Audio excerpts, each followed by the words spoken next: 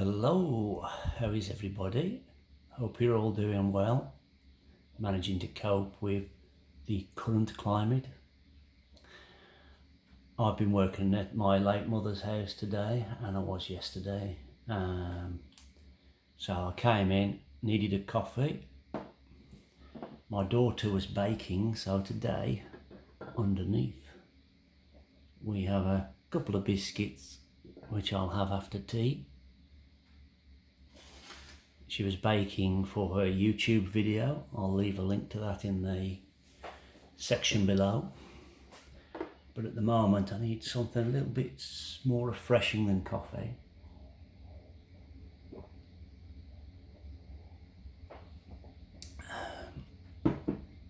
And I think I've earned this today. Is a San Miguel. This used to be, move that, used to be my wife's favourite beer, which is why I got her a glass and some bottles. And then I bought some Kronenberg, and she tried that and says, oh, this is my new favourite. So she still wouldn't turn her nose up to the San Miguel, but now she's pilfered all of my Kronenberg. It's a pint glass and these aren't pint bottles, so I have to open another one, aren't I? Kronenberg, well that's from France. This is, although I always thought it was a German beer with Kronenberg, but it's from the region of France that has been under different territories backwards and forth. What's it called? The Alsatian area. So anyway, I'm going to let the head settle on that. Anyway, back to the pipe and the purpose of the video. Today I've got my rainbow shillelagh in blue. On it I've got a rusticated Dublin bowl, and inside, already had a little smoke of it, I'm going to relight it. It's my Glengarry flake, which I'll be smoking in this.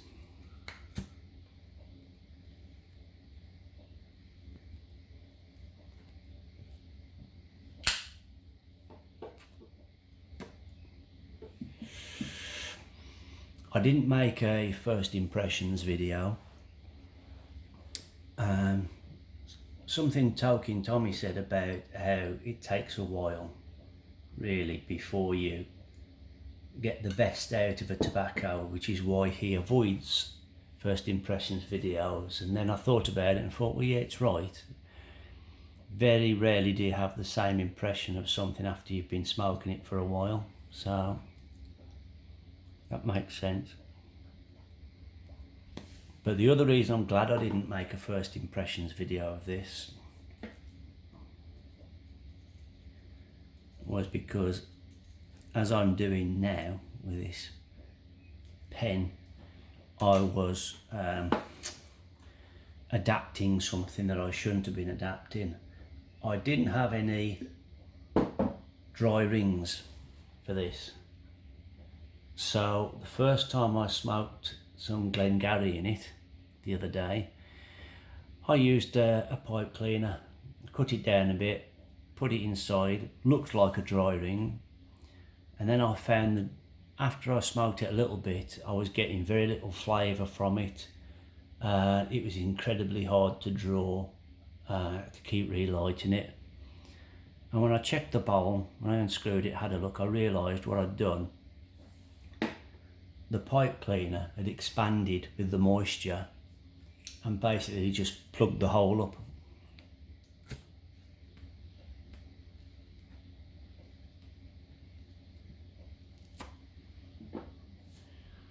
But what I'm going to do in terms of reviewing it, or just trying it and seeing what I think of it, is I'm just going to work my way through smoking it in this pipe probably most of the time until I really get a feel for the flavour. Good health.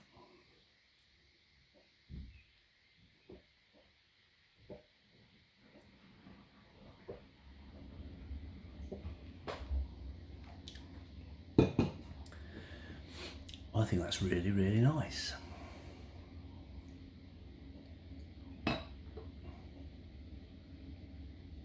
Ooh, Blevy, yeah.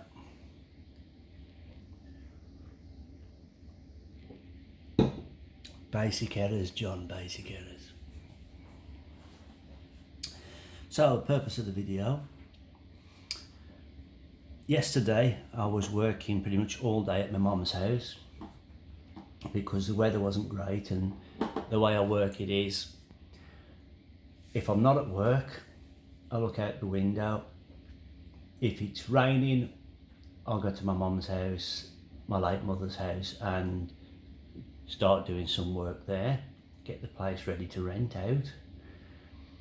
If it's not raining and it's a nice day and it's warm, then I'll do stuff in the garden, odd jobs that need doing outside, until it gets dark. And then in either case, if it gets dark, I'll then start working on the stuff I've got stacked up in the garage. So it's some kind of logical way of working out what to do.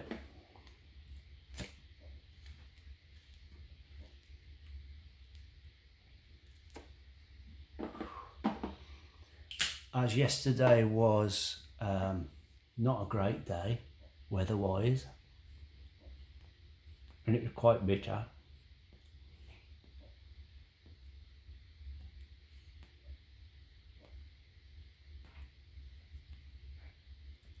This is being a bit reluctant, excuse me.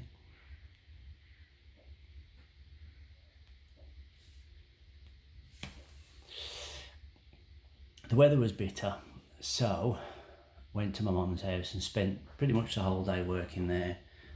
Came home and I was absolutely shattered and felt a bit sick as a dog, to be honest with you.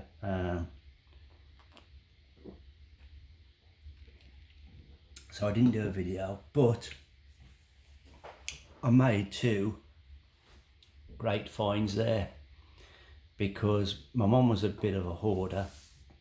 A lot of the stuff just gets chucked out. You know, turns out to be a lot of rubbish, but there's some things, some stuff of mine that was stored up there, etc. I found one thing which I'm going to make a video about tomorrow, hopefully, probably. But more importantly was something that I didn't know she had. I was sorting out a lot of rubbish that was in drawers and I found this bag. I looked in the bag and it was probably the biggest surprise I've had probably in years. Now bear in mind, obviously my mum didn't smoke a pipe, my dad didn't smoke a pipe, even though I bought him a pipe, which is how I got into it. But in here there's 2 pipes. Now the only person I can think of they could have come from is my granddad. So I'm pretty sure there's 2 in here, there's a bent and a straight. I never saw him with the bent pipe, but I'm pretty sure that I remember him with this straight pipe, so I can't think who else's this would be. So this is my grandfather on my mother's side. This is his pipe, and this is a, you can see, can you see, it's got K and P Peterson. So this is an old, very old sandblasted P-lip Peterson. And I'm sure I remember when I went to see him at the old people's home, we went to visit him and he was sat, this is back when you could smoke in an old people's home, he was sat back in an armchair with his legs crossed, and my dad gave him some matches so he could light his pipe, and I think I remember thinking how it had burnt through. Vaguely remember a pipe being burnt through a bit at the back, and I thought that looks like it's been very hard, you know, smoked very hard. So I think, I'm pretty sure this is his pipe. I'll tell you a little story about it as well in a bit. So inside it, when I opened it, it's got that weird sort of stinger device. Obviously it all needs cleaning up a lot, but how amazing would that be if I've actually found my granddad's pipe to add to my collection.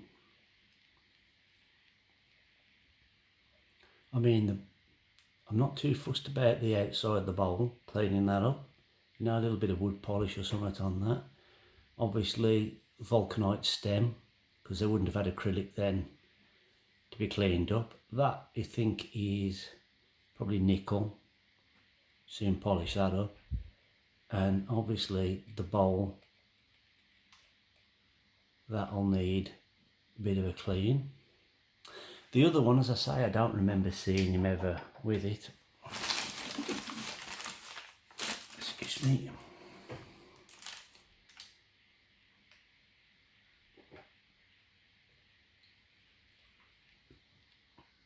So this is another Peterson. It's got K and P. That looks like silver hallmarks there. Peterson. It's just an army mount, badly sort of oxidised to the point where it looks more like bone than vulcanite, but it is vulcanite. Another P-lip. I didn't know my grandfather shared my interest in Petersons, but there you go. Knocked about a bit, obviously by being carried around in his pocket and thrown around. A few faults in the actual briar itself, but that one wants a bit of cleaning up. So there we go. As I say, I never saw him. I'm only guessing that's his. Excuse me. But this is the one that I'm fairly sure I saw him smoke, and I'll tell you the little story about it. He was sat, as I say, smoking this. My dad came. My dad was with me at the time, my late father, and he gave him some matches and some tobacco, and he loaded his pipe and got the matches, and you know, sat there, struck the matches and smoked away on his pipe. And then when it was time to go, we went away, and like, this is a little frail old man in his 90s, sat in his chair puffing away on the pipe. And we went to go and get in the car, and it was time to go. And then my mum said, "Oh, Jim," said, "you haven't took the matches off him. They're not allowed to keep matches. They have to ask for them to light their cigarettes and pipes." Obviously, as pipe smokers, we know you can't just use one match like a cigarette, light it and that's it. You want your matches because you might have to do several relights. So when my dad went in and told my granddad that he had to have the matches, my granddad obviously wasn't too impressed. And my dad came out and told us, he said, he went in, he said, "Harold, I'm going to have those matches off you." He says, you can't keep them, I'm going to have to take them. And my granddad said, "The hell you are." And he actually kicked out at my dad. My dad had to take them because my mum was frightened if he kept the matches, my granddad would be chucked out of the home. So my dad had to take them. But he was laughing about how this old guy in his 90s, frail, tiny little man, 5 foot something, you know, withered away to nothing, sat there and stubbornly went, "The hell you will," and kicked out. So right then. So that's it for today. That's it's gone to the magic 15 minutes. So thanks for watching. It's obviously appreciate. This is much bigger moment for me than it is for anybody watching this. But it is a big deal. I never thought in a million years that I would ever find my grandfather's pipes. And it did cross my mind a few times thinking, I wish I'd had something to remember him by, to keep of his, but there was nothing I had of his that I can think of anyway. But what better than his pipes for a pipe enthusiast myself? So I'm going to have to do some very, very careful restoration work on these, and I will be smoking them in memory of my mum's dad. Thanks for watching, and I'll see you all again soon. Bye bye.